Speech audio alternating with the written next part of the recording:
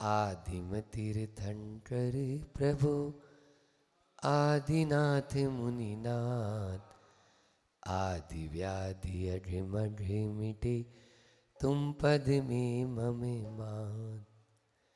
चरण शरण है आपके तारण तरण जिहान, भवदधि तट तट ले चलो करुणा कर जिने राज।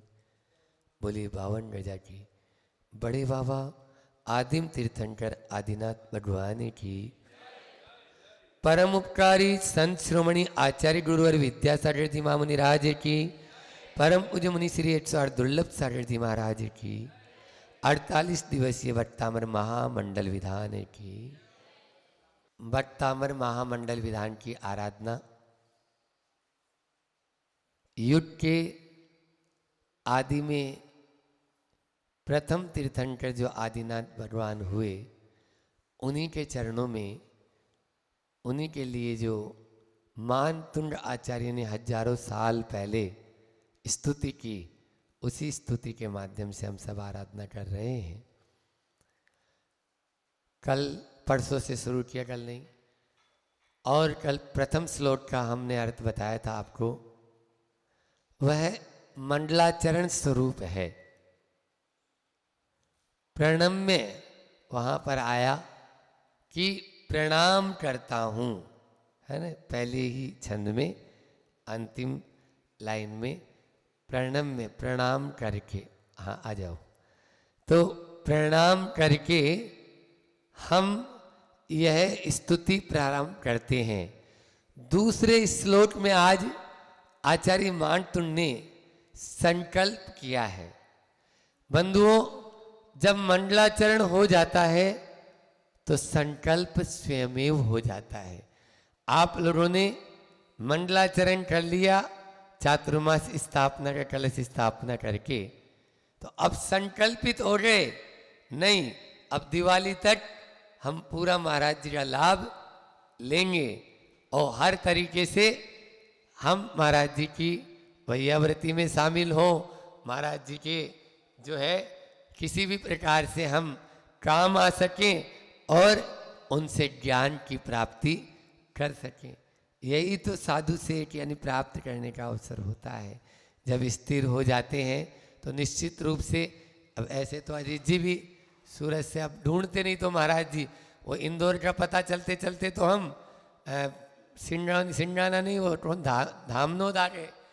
तो इस प्रकार से 40-40, 50-50 किलोमीटर चले अभी, तो स्थिर हो जाते हैं तो दूर दूर से भी यात्री आ जाते हैं, अपना आप ही आते हैं, जुड़ाव होता ही है उनसे। तो यह संकल्प लेने के बाद में मंजिल करीब नजर आने लगती है। लिख लो, संकल्प लेने के बाद में मंजिल करीब नजर आने लगती है। न केवल करीब नजर आने लगती है, अपितु संकल्प लेने के बाद में जिसका हमने त्याग कर दिया उस ओर ध्यान ही नहीं जाता। 10 दिन यदि 10 उपवास आपको परिवेषण में करने का आपने मन में ठान लिया, अब आपका भूख प्यास और भोजन पानी आदि पे ध्यान जाता है। बोलो, अभी अभी की बात है, बड़वानी में ऊपर अपन लोग चूलगिरी की वंदना करके आए, तो ये बड़ी भैया कसरावत से आए हैं, तो ये बोले महाराज जी हम घर से ही सोच के चले थे कि आपके साथ में वंदना करना है, और मेरी वंदना धीरे तो होती नहीं, आप लोग जानते हो। 1 घंटे में तो ऊपर से जाके, 1 घंटा भी नहीं, 45 मिनट में ऊपर से जाके वंदना करके और नीचे आ गए।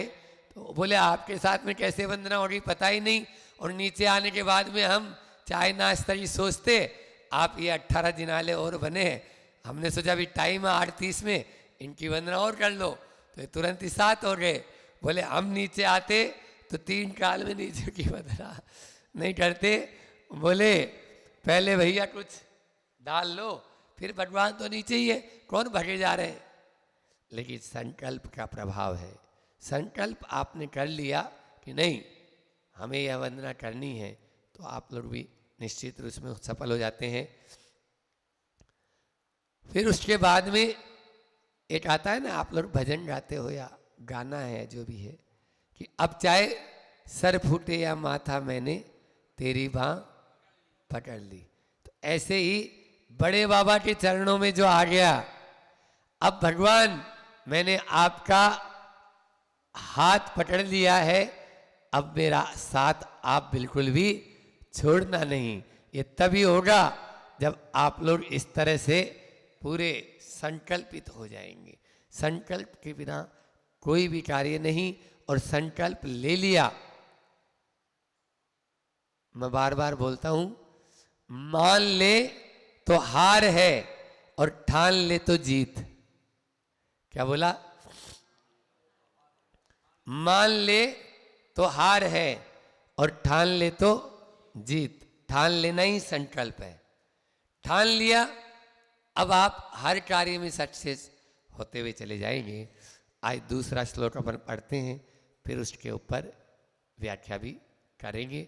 अध्यात्म में उसका क्या रोल है ये भी आपको बताएंगे। पहले मैं बोलूंगा, आपको दोहराना है। यशंस्तुते सकल वाङ्मय तत्व बोधा,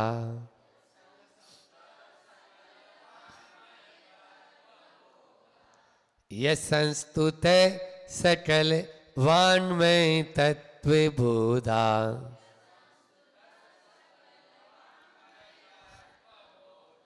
दुद्भूत बुद्धि पटुबी सुरलोक नाथे,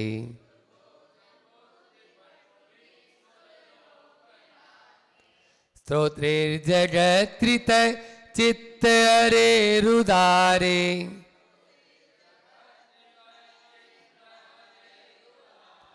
स्तोसे किलामपि तं प्रथमं जिनेन्द्रम्,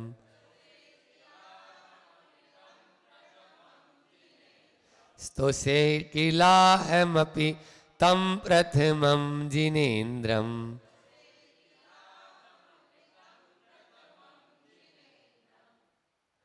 यह यानी जो कौन? जिनकी चर्चा कल हमने की थी। कौन की चर्चा की थी? कल आदिनाथ भगवान के 4 गुण मैंने बताए थे कि जो पाप का नाश करने वाले हैं, अज्ञान को दूर भगाने वाले हैं, तो ज्ञान के प्रकाशक हैं और अज्ञान रूपी तिमिर अंधकार को विनाशक हैं। जिनके चरणों में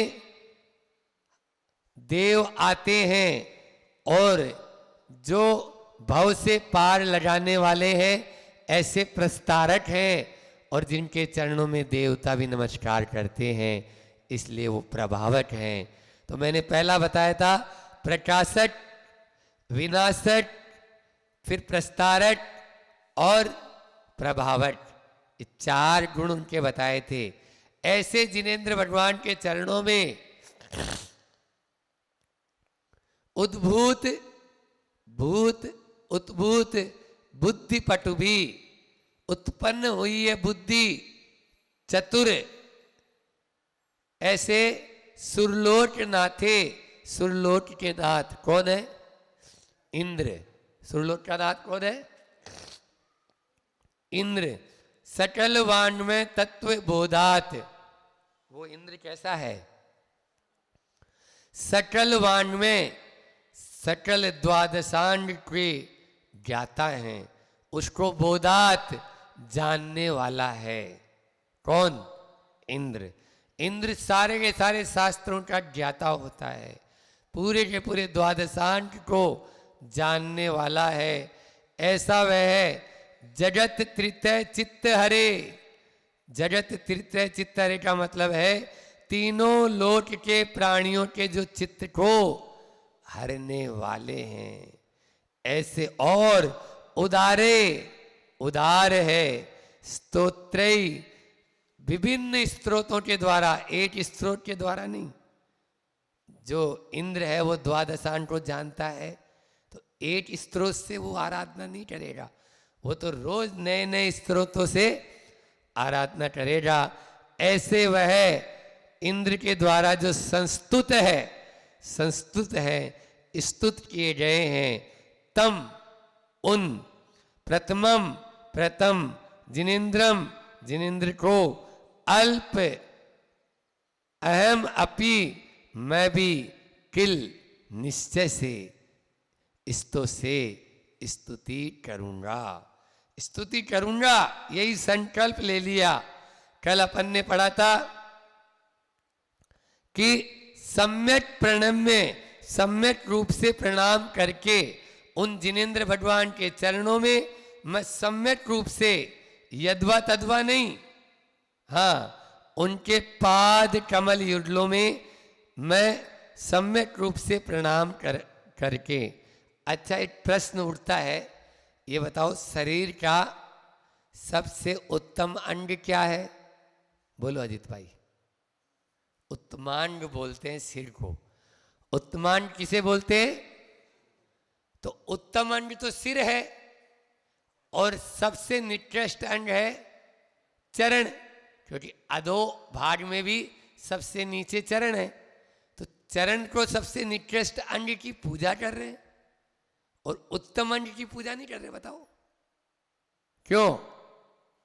उत्तमांग की पूजा होनी चाहिए ना, माथा पूजनीय होना चाहिए, चरण थोड़ी। नहीं, चरण आचरण के प्रतीक हैं, चरण चारित्र के प्रतीक हैं। इसलिए हमारे संस्कृति में चरणों की पूजा होती है, माथे की नहीं। समझ में आया? हाँ, माथा तो एक खोपड़ी है ना, ये उलूल जुलूल सोचती रहती है दिन भर, इसमें कितने ही तरह के कीड़े काटते रहते हैं। आप देखो, दिन भर में वैज्ञानिक बोलते हैं 60,000 से लेकर 80,000 तक विचार इसमें आते हैं। उनमें से काम के कितने होते हैं? 0.001% भी नहीं, 0.001% भी नहीं। सुबह से लेकर शाम तक खाली मात्र इधर उधर की। और बुद्धि जो होती है ना, बुद्धि ये खोपड़ी में क्या है? बुद्धि कैंची का काम करती है, काय का? और श्रद्धा सुई का काम करती है। खोपड़ी यानी जो है ना, बुद्धि से काम मत लो, हृदय से काम लो। भक्ति हृदय से होती है, बुद्धि से नहीं। समझ में आया? भक्ति करने वाला जब भक्ति करेगा, वो बुद्धि से तो सोचता रह जाएगा, अरे अब कौन चले 52 गजा, रहने दो, अपन तो बड़वानी में ही अच्छे हैं। लेकिन सुरेश जी रोज आ रहे हैं, क्यों? क्योंकि श्रद्धा है। जिसके मन में श्रद्धा होगी वही 52 गजा आ पाएगा, नहीं तो सोचता रह जाएगा। बोलते हैं ना, सोचते रह जाओगे। तो इसलिए श्रद्धा होना जरूरी है। श्रद्धा जोड़ती है और बुद्धि तोड़ती है। व्यापार जो होता है ना, वो बुद्धि से चल सकता है, लेकिन घर परिवार संग साथी ये सब श्रद्धा से चलेंगे। आप देख लो, हाँ, वहां भावनाओं से काम नहीं चलेगा। व्यापार में आप भावनाओं में बह जाओ, अब दे दो तो चलो, आया है तो 4 का माल 3 में, तो नहीं चल पाएगा। लेकिन आप लोग भी बहुत होशियार होते हो, 4 का माल 8 में बताते हो, 7 में नहीं तो 6 में तो ले ही जाता है। समझ में आई? हाँ, अदित भी अधिक हंस रहे। तो मैं बोल रहा था, इस स्तुत्य ये जो है, जिनके चरणों में द्वादशान का ज्ञाता, जो रोज नए नए स्त्रोत रचना करके अपनी चतुर बुद्धि से, पटुभी ही यानी चतुर दक्ष निपुण है, जो अपने ज्ञान में ऐसा वह है, जब भगवान के चरणों में स्तुति करता है। तो मैं भी आचार्य मानतुंड आचार्य अपनी मतलब छोटापन प्रकट कर रहे हैं यहाँ पे, है ना, अपने अहंकार को तिरोहित कर रहे हैं कि मैं भी उतना ज्ञानवान नहीं हूं, द्वादशान को जानने वाला नहीं हूं, लेकिन टूटे फूटे शब्दों से प्रभु की भक्ति को स्तुति करने के लिए मैं भी तैयार हुआ हूँ, मैं भी उनकी भक्ति करूँगा। आप देखिए भावनाएं जो है ना कैसी होती है। एक बार ऐसा हुआ कि छोटा बच्चा रोज मंदिर जाता और मंदिर जाकर और भगवान के सामने कुछ बोलता है ना, तो और ऐसा ध्यान से बिल्कुल एकाग्र चित्त होकर भगवान के चरणों में कुछ न कुछ बुदबुदाता। लोग सोचते हैं अभी 3-4 साल का क्या बोलता होगा, और ऐसा इतना ध्यान से। एक दिन एक खुरापाती था तो उसके पास में जाके सुना, उसने कान लगा के ABCDEFGHIJKLMNOPQRSTUVWXYZ, वो A से Z तक बोल देता था। जब वो पूरी कर लिया बोले क्या सुना रहा है भगवान को तुम? बोले सुनो, दुनिया की जितनी भी प्रार्थनाएं बनी है वो सब A से Z तक में बनी है। मैं भगवान से बोलता हूँ भगवान आपको जो प्रार्थना अच्छी लगे वो अपने हिसाब से बना लेना, मैंने तो A से Z तक बोल दिया है, मैंने तो A से Z तक बोल दिया है। ये होते हैं भाव। ये बोले महाराज अच्छा तरीका बताया, हम भी ऐसे ही करेंगे। हाउ दुनियादारी की बातें तो अच्छी कर लेते हो, क्यों बुआ जी? और भगवान के सामने जाके पागल बन जाते हो, गरीब बन जाते हो। अरे हमारे पास तो महाराज है ही नहीं बिल्कुल भी। हाउ हमारे पास तो बिल्कुल शब्द भी नहीं है और ये भी नहीं है, ये यही नहीं है। बाकी बाजार में 5 स्टार होटल के वेटर को 2000-5000 ऐसे ही दे देता है टिप में। बोलो, जो अंदर में बिल दे के आया 10-20 हजार का, वो बाहर में 1000-1500 तो ऐसे ही दे देता है, 1000 का नोट निकाल के। तो ये सब, लेकिन मंदिर में वो बहुत बड़ा नजर आता है और सांसारिक कार्यों में वो बहुत छोटा सा नजर आता है, इतना सा नोट नजर आता है, और मंदिर के कार्यों में बड़ा। तो मैं बोलना चाह रहा था कि मानतुंड आचार्य ने इस श्लोक में 4 विशेषताएं बताई है। आज 4 शब्द अपन लेते हैं, फिर अपनी बात को पूर्ण करते हैं। पहला है अंधकार। पहला क्या है? अंधकार। दूसरा है आलंबन। दूसरा क्या है? आलंबन। तीसरा है अनुसरण और चौथा है अहंकार। पहला है अंधकार।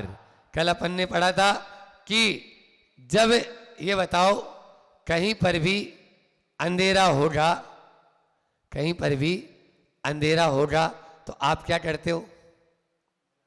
लठ लेके उसको मारना शुरू कर देते हो कि ये भाग जाएगा।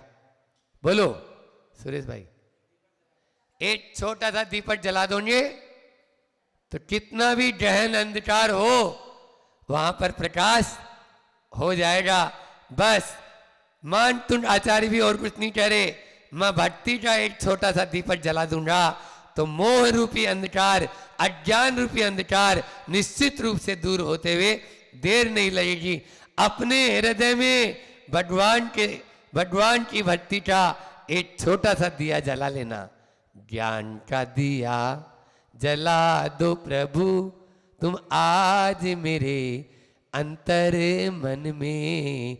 ज्ञान का दिया बोलते हैं ना भजनकार, ज्ञान का दिया, ज्ञान का दीपक छोटा सा भी आप जला लेंगे तो अज्ञान रूपी अंधकार दूर भरने में देर नहीं लगेगी। निश्चित रूप से हमारे भीतर भी मोह रूपी जो अज्ञान है वो सत्ता जमाए बैठा है। अपन को भगवान की भक्ति करेंगे तभी हम ज्ञान का दीपक जला सकते हैं। दूसरा है आलंबन। आलंबन लेना है, भगवान का अनुसरण, आलंबन लेना। भक्ति का आलंबन लिए बिना बेड़ा पार नहीं हो सकता। जितने भी चाहे तीर्थंकर भी क्यों ना हो, सिद्धों के प्रति जब तक उनकी भक्ति नहीं होगी तब तक वो भी भगवान नहीं बन सकते, तब तक वो भी सिद्ध परमेष्ठी नहीं बन सकते। इसलिए भक्ति का आलंबन लिए बिना बेड़ा पार नहीं हो सकती। और सबसे सरल माध्यम है भक्ति। सबसे सरल माध्यम क्या है? भक्ति। आप देख लीजिए, साधना के अंदर तपस्या का मार्ग कठिन है, तपस्या का मार्ग कठिन है, साधना का मार्ग कठिन है, लेकिन भक्ति का मार्ग बहुत सरल है। मैंने बताया था कि जैसे बाहुओं से तैर कर उस पार नहीं जा सकते हो, तो भक्ति की ट्यूब को पहन लो, उस पार पहुंच जाओगे। अब आपको तैरना नहीं आता तो डूबोगे नहीं आप, क्योंकि आपने भक्ति की ट्यूब पहन ली है। तो ऐसे ही मानतुंड आचार्य आलम्बन ले रहे हैं काय का, भक्ति रूपी ट्यूब का, कि वो ताले तोड़ने के लिए वट्टामण नहीं पढ़ रहे बंधुओं, उनको क्या मतलब हो तो मुनिराज है, मुनिराज को हथकड़ी पहनाओ या उनके चरणों में श्रीफल चढ़ाओ, उनको कोई लेना देना नहीं है। इसलिए उन मुनिराज ने ताले तोड़ने के लिए भट्टामर नहीं पढ़ा, हाँ भट्टामर की रचना की, ताले अपना आप टूटते हुए चले गए, ताले अपना आप टूटते हुए चले गए। तो भक्ति में वो शक्ति है जो मुट्ठी को दिला दे, वो क्या ताले नहीं तोड़ पाएगी, आराम से तोड़ सकती है। आगे तीसरा मैंने शब्द बोला, पहला क्या बोला, अंधकार, दूसरा आलंबन, तीसरा याद रखो, ये लिख लेना, इसके बाद में है अनुसरण, अनुसरण। फिर उसके बाद में जो भगवान की भक्ति करना चाहता है वो अपना आप ही अनुसरण करने लगता है। जिस मार्ग पर हमें रास्तों की जरूरत नहीं है, हमें तेरे चरणों के निशा मिल गए हैं, हमें रास्तों की, हमें रास्ते की जरूरत नहीं है। हम तो ये बोल रहे हैं आचार्य विद्यासागर जी महाराज जी से कि हमें तेरे चरणों के निशा मिल गए हैं। तुम जिस मार्ग में जा रहे हो, आप जिस मार्ग में आगे बढ़ रहे हो, हमें ये भी नहीं सोचना है कि हमें जाना कहाँ है, क्योंकि आप जा रहे हो ना। और वो भी ये नहीं सोच रहे क्योंकि ज्ञान सागर जी महाराज जा रहे हैं ना, वो भी ये नहीं सोच रहे क्योंकि आगे उनके आगे शिव सागर जी महाराज जा रहे हैं ना, और शिव सागर जी महाराज भी ये नहीं सोच रहे हैं क्योंकि शांति सागर जी महाराज उनके आगे आगे जा रहे हैं ना, और शांति सागर जी महाराज भी नहीं सोच रहे कि मुझे कहाँ जाना है। वो भगवान महावीर के मार्ग को देख लिए, भगवान महावीर स्वामी उस मार्ग पे गए हैं, तो जब वो पहुंचे हैं मंजिल पर, तो हम सब भी उसी मार्ग पर चल रहे हैं। आप सबको भी नहीं सोचना है क्योंकि हम हैं ना उसी मार्ग पे, आगे बढ़ते चले जाओ, बढ़ते चले जाओ, एक एक कदम बढ़ाएंगे। और जैसे सम्मेद सिटर जी के पर्वत पर होता है ना, वो एक दूसरे को आवाज देते रहते हैं, क्यों सुन रहे हो, यहाँ 52 जाके चूलगिरी पर्वत पे भी ऐसे ही दिखते तो है नहीं वो पहाड़ पे एक दूसरे को, तो सुन रहे हो, हाँ हाँ आ रहे बढ़ो, आप लोग बैठो नहीं हम भी चल रहे हैं, ऐसा बोल देते हैं। बस यही मोक्ष मार्ग में होता है, एक दूसरे की आवाज को सुनते चले जाओ, सुनते चले जाओ, यही अनुसरण। क्या बोला, अनुसरण, अनुसरण करते चले जाएंगे तो हम निश्चित रूप से मंजिल को पा जाएंगे। आचार्य मानतुंड आचार्य भी यही कह रहे हैं कि अनुसरण हम करेंगे तभी मंजिल को प्राप्त कर पाएंगे। यह संस्तुत है तम प्रथमम जिनेन्द्रम, ये आया तम उन प्रथमम आदिनाथ भगवान जिनेन्द्र भगवान को मैं स्तुति करता हूं। ये अनुसरण है, किसकी, किसका अनुसरण, उन वीतराग प्रभु का जिनका मैंने कल बताया था, उन्हीं का। आज वह संकल्प ले रहे हैं कि मैं उनकी स्तुति के लिए तैयार हो रहा हूं। और अंतिम है अहंकार, अहंकार को गला दिया उन्होंने, अपने अहंकार को, मैं मुनि महाराज हूं, 3 काल में भक्ति नहीं कर पाएंगे।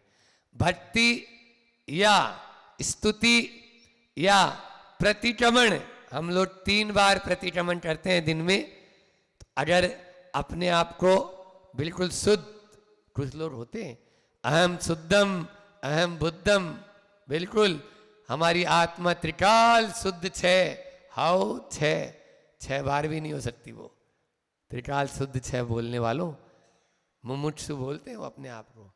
तो इसलिए वो त्रिकाल शुद्ध नहीं, अशुद्ध मानो, मैं अपने आप को शुद्ध मानूंगा तो कभी भी मैं भगवान की आराधना ही नहीं कर पाऊंगा। हम तो 3 बार बोलते हैं, पापिष्टेन दुरात्मना जड़ दिया, माया विना लोभिना राग द्वेष मलिम सेन मनसा, दुष्कर्म निर्वणा निर्वर्ते। मतलब मैं पापी हूं। कौन बोल रहा है ये? आचार्य विद्यासागर जी महाराज बोल रहे हैं। कौन बोल रहा है? संदान सागर जी महाराज बोल रहे हैं 3 बार। पहली लाइन है ये प्रतिक्रमण की, पहली पंक्ति, पापिष्टेन दुरात्मना जड़ दिया। मैं दुरात्मा हूं, मैं जड़ बुद्धि वाला हूं, मूर्ख हूं। फिर राग द्वेष मलिन सेन, राग और द्वेष के कर्म से, कालेपन से मेरी आत्मा लिप्त है। हे भगवान, आज मैं संस्तुत आपकी भक्ति करने के लिए तैयार हुआ हूं। आप राग द्वेष से रहित हैं, मुझे भी राग द्वेष से रहित होने का मार्ग बताएं, और मैं भी राग द्वेष से रहित होना चाहता हूं। ये जब अपन सोचेंगे ना तभी हो पाएगा, और ये तब होगा जब अपन अपने अहंकार को तिरोहित कर देंगे। यहां पर देखो आचार्य मानतुन कह रहे हैं कि आपके पद चरण में मैं अहम अपि, मैं भी, मतलब मैं अकेला नहीं, अपि का मतलब होता है भी, तो मैं भी, मेरे साथ में अनेकों लोग और भी स्तुति कर रहे हैं। एक बात और बताऊं, स्तुति वही कर सकता है जो अपने पूर्वाग्रह के पक्ष को छोड़ दे। रामायण का एक प्रसंग सुनाता हूं कि रामायण में जब लंका विजय प्राप्त कर ली और रामचंद्र जी सीता से मिलने अशोक वाटिका में पहुंचे, तो बिल्कुल जश्न मन रहा था। उस समय तो अब मिलन की बेला थी, इतने दिनों बाद में। तो रामचंद्र जी जैसे ही सीता से मिलने के लिए गए तो सारे जंगल के पशु पक्षी भी भाव विभोर हो गए। उस वन में, उस वाटिका में जितने पक्षी थे सब भाव विभोर होकर नाचने लगे। नाचते नाचते नाचते काफी समय हो गया। एक मोर के बच्चे को रामचंद्र जी ने अपनी गोद में उठा लिया। सारे पशु पक्षी सोचने लगे, भगवान ये तो पक्षपात है, हम भी तो भक्ति कर रहे हैं। होता है ना घर में 3-4 बच्चे हों छोटे छोटे, और एक को गोद में उठा लो, फिर देखो वो दूसरा भी रोने लग जाता है। भगवान ये पक्षपात है। रामचंद्र जी तुरंत जवाब देते हैं, सुनो, जो भक्ति इसने की ना वो तुम लोगों ने नहीं की। ये पक्षपात नहीं है, इसने अपने पक्ष का पात कर दिया, तब मैंने इसको गोद में उठाया। इसने अपने पंखों को भक्ति के अंदर इतना बावला हो गया, सारे के सारे, पक्ष का मतलब पंख भी होता है, पक्ष का मतलब पंख भी होता है, तो अपने पंखों को सारे के सारे नीचे गिरा दिया, इसलिए मैंने इसको गोद में उठा लिया। आप लोग भी अपने अपने पूर्वाग्रह के पक्ष को यदि छोड़ दोगे तो भगवान भी आपको अपनी गोद में उठा लेंगे, बैठा लेंगे। अपने पक्ष को छोड़ो। हम क्या कर रहे हैं? अभी तो अपने पकड़े हुए हैं, छोड़ते नहीं है, चिपके हुए हैं। ये फेविकोल का जोड़ है महाराज, आपकी वाणी से टूटने वाला नहीं है। ऐसा हम भी सोचते हैं, भैया एक आंख का ही टूट जाए तो बहुत है, कोई बात नहीं, धीरे धीरे टूटेगा। तो निश्चित रूप से हम अज्ञान रूपी अंधकार को हटाएं और ज्ञान रूपी प्रकाश करें। तो 4 बात आज अपन ने की है, अंधकार, आलंबन, अनुसरण और अहंकार। इन सब को दूर करेंगे तभी जाकर हम प्रभु के समीप आ पाएंगे। इसका पद्यानुवाद और देखते हैं। सकल वांग में तत्व बोध से उद्भव पटुतादि धारी, उसी इंद्र की स्तुति से है वंदित जग जन मनहारी। अति आश्चर्य की स्तुति करता उसी प्रथम जग स्वामी की, जगनामी सुखधामी तद्भव शिवगामी अभिरामी की। जगगामी सुखधामी तद्भव शिवगामी अभिरामी की। निश्चित रूप से हम प्रभु की आराधना तभी कर पाएंगे जब इस प्रकार से जिनके चरणों में सौंदर्येंद्र भी अपने पूरे परिकर के साथ में झुक रहा है, उनके चरणों में अपनी लघुता को हम प्रकट करें और अपनी प्रभुता को जगाने के लिए उन प्रभु के चरणों में हम प्रणाम करें। ऐसी ही भावना के साथ में मैं अपनी वाणी को विराम देता हूँ। बोलिए अहिंसा परमो धर्म की। आचार्य गुरुवर विद्यासागर जी महामुनि राज की।